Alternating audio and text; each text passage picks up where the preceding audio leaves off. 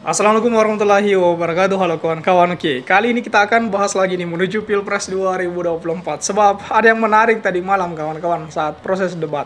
Dan kita akan melihat bagaimana kemudian Pak Prabowo yang betul-betul dirujak habis tadi malam, baik dari Pak Ganjar, Pak Anies, apalagi persoalan tanah ini.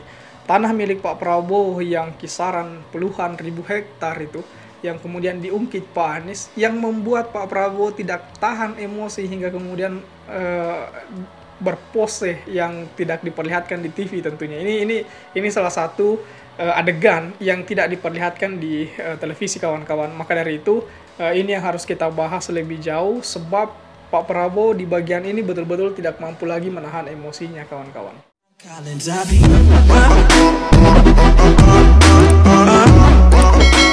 Pak Prabowo berpose saat debat panas dengan Pak Anies soal tanah, dan adegan ini betul-betul tidak diperlihatkan dalam TV kawan-kawan. Tadi malam yang mungkin kawan-kawan nonton di TV itu adegan ini tidak terlihat, karena adegan ini ketika Pak Anies bahas soal tanah itu sempat dipotong oleh Pak Prabowo, katanya itu tidak benar. Ya, tidak benarnya, terus yang benarnya berapa itu, ini yang kemudian tidak mampu dijawab Pak Prabowo, sehingga kemudian ya Pak Prabowo hanya mampu berpose-pose ala-ala Gemoy. Tetapi saya rasa Gemoynya Pak Prabowo sudah luntur kawan-kawan. Coba kita lihat video ini. Bukan 320 hektar, tapi 340.000 hektar. Saya klarifikasi. Sorry, bukan puluhan ribu tapi ratusan ribu memang. Aduh, kacau ini. Salah melanjutkan. Itu pun salah. Sama ya. Pak Prabowo, Anies, Pak Prabowo, jangan Pak Prabowo, Pak Prabowo, Pak Prabowo.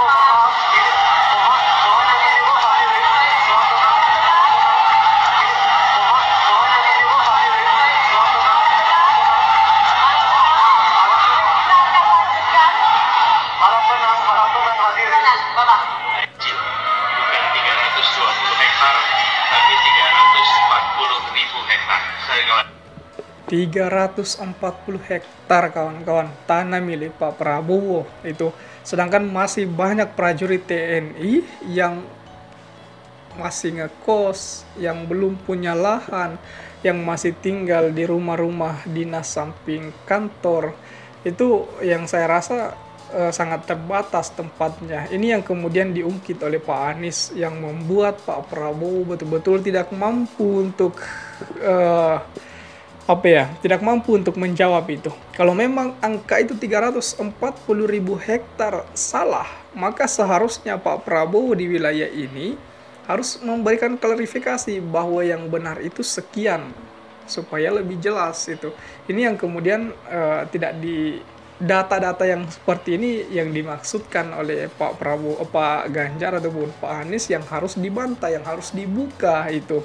Jadi Pak Prabowo hanya memanggil kedua capres lain untuk kemudian ngopi bareng di luar untuk membuka data. Ya ngapain? Proses pembukaan data yang sesungguhnya adalah tadi malam kawan-kawan, yang seharusnya Pak Prabowo mampu membantah data-data yang dibawa oleh Pak Ganjar dan Pak Anies. Ini yang sebenarnya ini saja data sekecil ini perihal tanah milik Pak Prabowo 340.000 hektar. Pak Prabowo sempat ngebantah itu. Itu pun salah katanya. Terus yang benarnya berapa, Pak?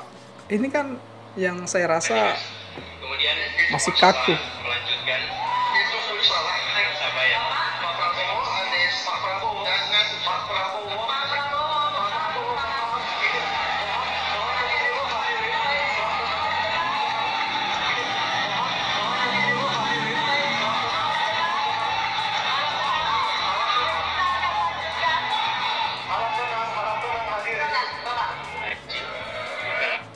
Betul-betul, data yang sekecil itu, persoalan tanah saja tidak mampu diklarifikasi oleh Pak Prabowo.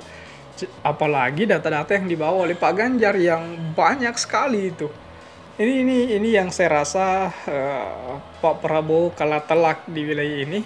Dan jujur saya pribadi sangat kecewa, karena ekspektasi saya ini bakalan Pak Prabowo ini momennya untuk ngerujak Pak Anies dan Pak Ganjar, karena persoalan pertahanan negara, kemudian persoalan geopolitik, kemudian persoalan hubungan internasional, saya rasa makanan sehari-hari Pak Prabowo di wilayah itu.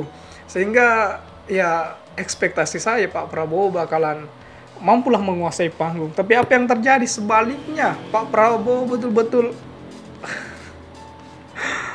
beruntung Pak Prabowo nggak berada di tengah. Saya nggak bayangin kalau Pak Prabowo di tengah itu gimana ceritanya itu, serang kiri kanan, waduh kewalahan pasti. Itu sangat beruntung sekali Pak Prabowo berada di ujung itu. Ya saya juga nggak tahu KPU kenapa tiba-tiba memasang Pak Prabowo di ujung, padahal paslon kan paslon nomor 2 itu harusnya di tengah. Ya, itu apakah ada permainan lagi di situ, kita nggak tahu itu. Dan saya rasa Pak Prabowo di debat kali ini sekali lagi babak belur dan kalah telak. Bagaimana tanggapan kawan-kawan melihat hal ini? Coba tulis di kolom komentar. Oke, share juga video ini supaya banyak yang tahu informasi ini dan juga bisa ikut nimbrung di kolom komentar. Oke kawan-kawan, jadi saya pikir itu saja dulu. Terima kasih telah tiba di sini. Jangan lupa subscribe agar tidak ketinggalan pada video selanjutnya. Sekali lagi terima kasih dan wassalamualaikum warahmatullahi wabarakatuh.